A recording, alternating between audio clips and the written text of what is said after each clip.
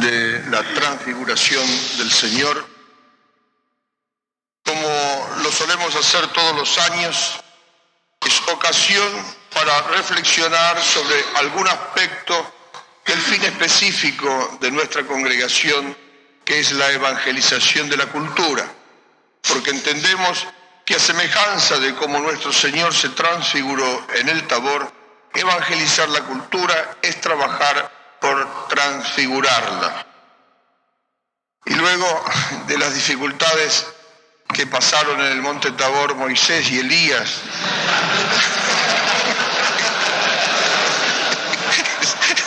según nuestros antifoneros, pienso que habrán rezado muchísimo en ese momento para que se evangelice la cultura y que cambiase la materia del bautismo. Quiero dar 2 puntos nada más. El primero, referidos a la encíclica Redemptoris Missio. La primera, así en un rapidísimo pantallazo, mostrar cómo subyace en toda ella la cristología. Sin cristología no puede haber evangelización, no puede haber misión, no puede haber inculturación del Evangelio. Por ejemplo, las posturas monofisitas que se ven en la eclesiología son aquellas, por ejemplo, antropocéntricas, en el sentido reductivo del término, al estar centradas en torno a las necesidades terrenas del hombre. No hay otra dimensión, no hay una dimensión espiritual, no hay una dimensión sobrenatural, no hay la dimensión de la vida eterna. Es el hombre encerrado en los estrechos horizontes de este mundo. Los que se llaman concepciones reinocéntricas tampoco se abren a la trascendencia, se quedan simplemente en promover lo que llaman los valores del reino: paz, justicia, libertad, fraternidad, y por otro lado tratan de promover el diálogo entre los pueblos, las culturas, las religiones, para enriquecerse mutuamente, pero siempre es dentro de la misma línea, siempre es en ese horizontalismo cerrado que tiene horror a la trascendencia.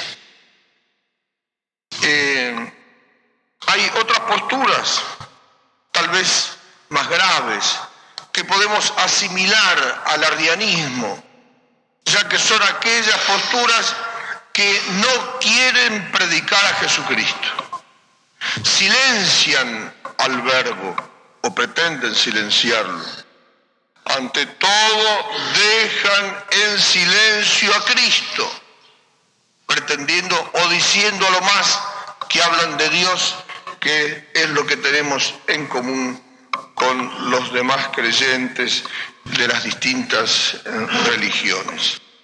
También se da una suerte de nestorianismo entre aquellos que separan, por ejemplo, o pretenden separar a Cristo de la salvación, o la necesidad de la Iglesia con la necesidad que hay de dialogar, ese diálogo incluso con las demás religiones.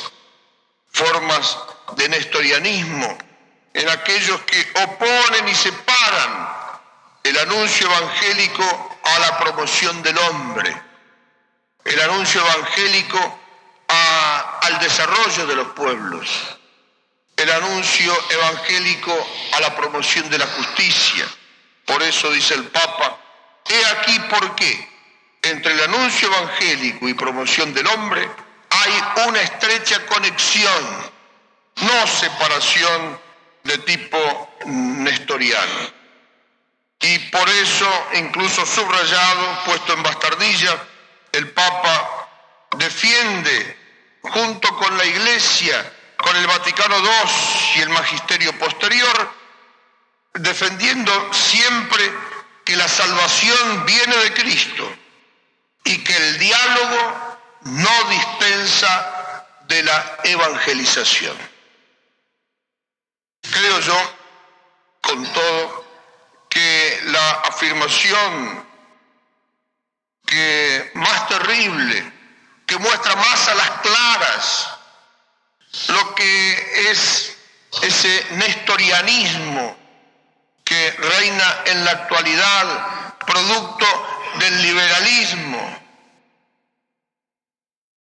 y de todas las formas del iluminismo anterior, están puestas en el número 37 de la encíclica, cuando recuerda lo que enseñaba Pablo VI en el Evangelii Nuntiandi. La ruptura entre evangelio y cultura es sin duda alguna el drama de nuestro tiempo. Por eso nosotros, por el fin específico de nuestra congregación, como lo hemos tenido oportunidad de decir otras veces, estamos, por así decirlo, en el ojo de la tormenta. El drama más grande de nuestro tiempo es sin duda la ruptura, la separación entre evangelio y cultura. Es como decir, la iglesia por una parte en la sacristía y la cultura, el mundo, por otra parte. Como si el evangelio no tuviese que informar la cultura y las culturas. Segundo punto, por si fuese poco, en las partes, en los números específicos donde el Papa trata de encarnar el evangelio en las culturas de los pueblos, números 52, 53 y 54, allí, como no puede ser de otra manera, el Papa también se está refiriendo implícitamente a las realidades mismas de la encarnación, ya que ciertamente están intimísimamente unidas encarnación del Verbo con inculturación del Evangelio o con encarnar el Evangelio en las culturas de los pueblos.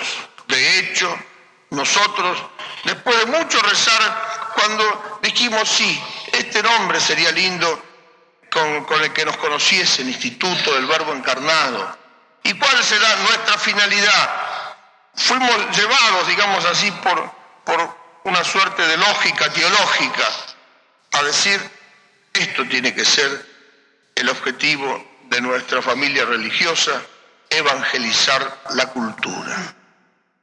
Por ejemplo, cuando el Papa dice qué es inculturar el Evangelio, va a poner dos realidades, de las cuales no hay que negar ninguna, sino que mutuamente se complementan, a semejanza de las naturalezas en el verbo, divina y humana, que no se oponen, sino que están unidas.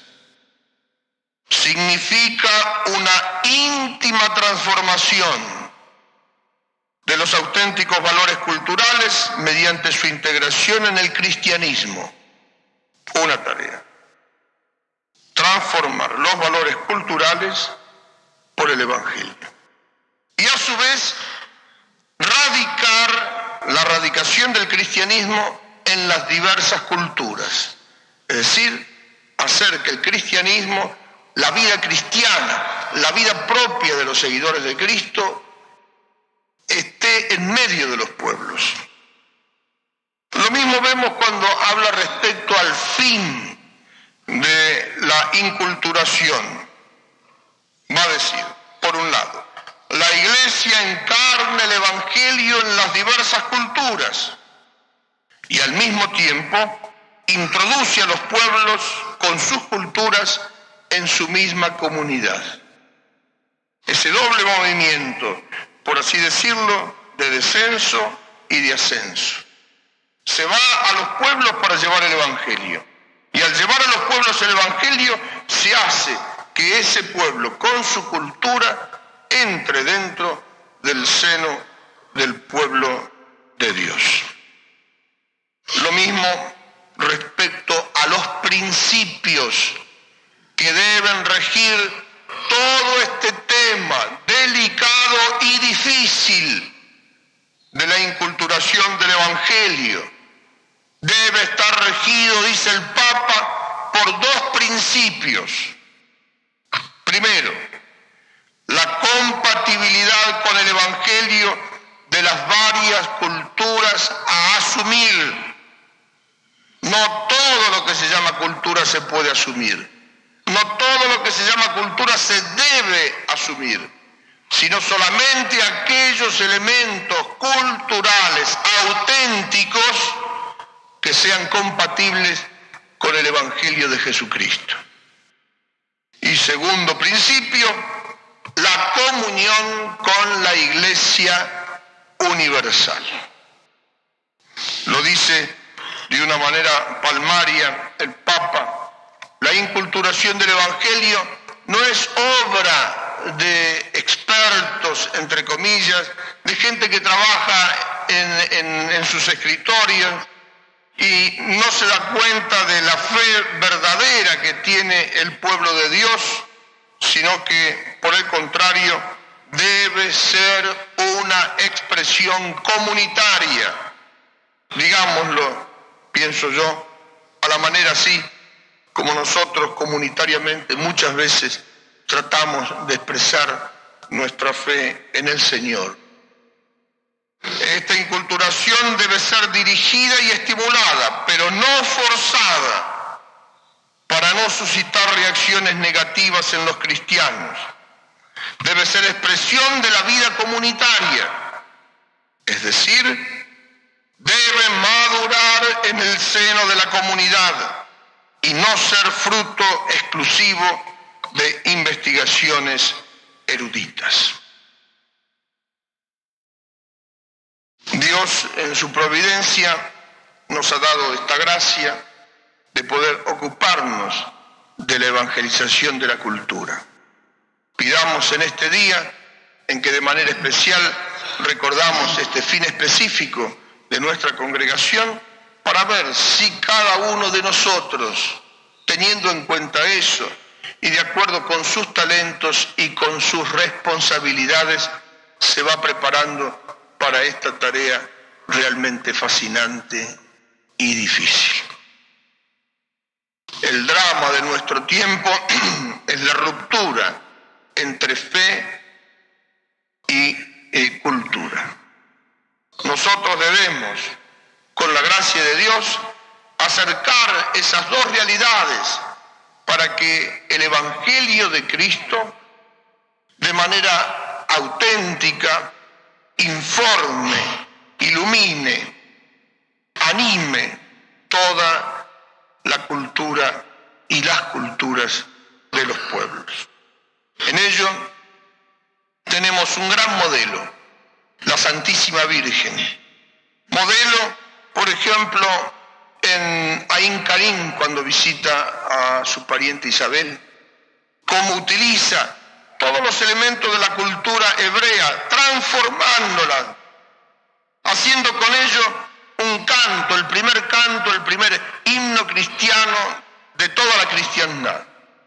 Y realmente espléndido, el Magnificat.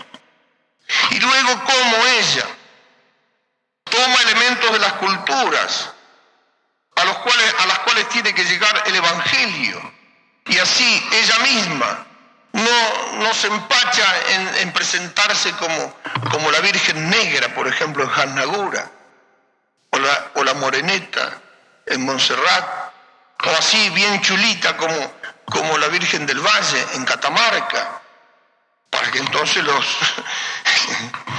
no tan humanos no se sientan despreciados. El Pacha se ríe, se darán cuenta por qué.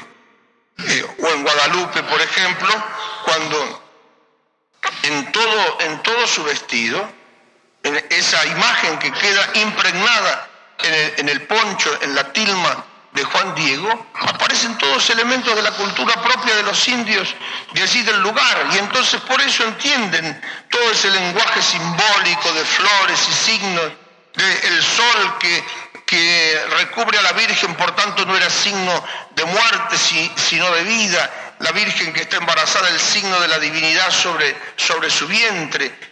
La luna bajo los pies, a la cual ellos le tenían pavor y ante la cual le ofrecían tantos sacrificios humanos. La Virgen es la primera, la gran evangelizadora de la cultura. Pidámosle a ella el saber nosotros cumplir con nuestro deber.